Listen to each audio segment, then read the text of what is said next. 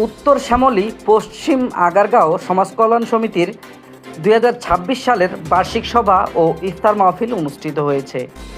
শুক্রবার বিকেল 4টায় রাজধানী শেরেবাংলা নগর থানার পশ্চিম আগারগাঁয়ে এই বার্ষিক সাধারণ সভা ও ইফতার মাহফিল অনুষ্ঠিত হয়।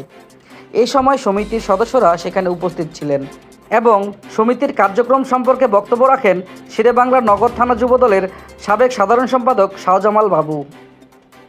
5ই আগস্টের সময় আইন শৃঙ্খলা পরিস্থিতি কি হয়েছিল, বিপর্যয় ঘটেছিল আমাদের।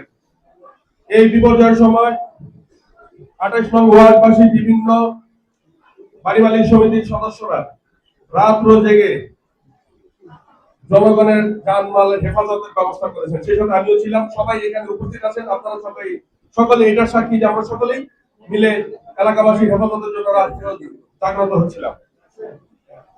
জাতির ক্রান্তিকালীন সময় আমরা যেহেতু সকলে একত্রিত ছিলাম, আজকের এই সুন্দর অনুষ্ঠানে কেন আমরা একত্রিত থাকবো না? আমরা একত্রিত হয়েছি ভবিষ্যতে যেন আমাদের কর্মকাণ্ডগুলো সমাজের অবক্ষয় রোধে, সমাজের কল্যাণের স্বার্থে আমরা যেন সকলে একত্রিত হয়ে দেশ এবং জনগণের সেবা করতে পারি, সে আহ্বান আমি জানাচ্ছি। আমাদের 5ই আগস্ট পরবর্তীতে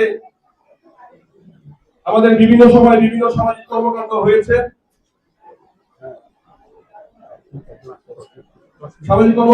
যেটা আমাদের সেক্রেটারি সাহেব বর্ণনা করে গেছেন। পানি রেশনিং, গ্যাসের ব্যবস্থা করা, রাস্তাঘাট পরিষ্কার করা, এরকম সামনে আরো অনেক প্রোগ্রাম আসবে। আমরা সকলে মিলে হাতে হাত রেখে কাঁধে কাঁধ মিলিয়ে আমরা সেই সামাজিক কর্মকাণ্ডগুলো পরিচালনা করব এবং সেই সাথে মাদক বিরোধী আন্দোলন, সন্ত্রাস বিরোধী, চাঁদাবাজি বিরোধী আন্দোলন আমরা সকলে মিলে কাঁধে কাঁধ মিলিয়ে কাজ করব। এই বলে আমি আমার বক্তব্য শেষ করছি। আসসালামু আলাইকুম ওয়া রাহমাতুল্লাহি ওয়া বারাকাতুহু।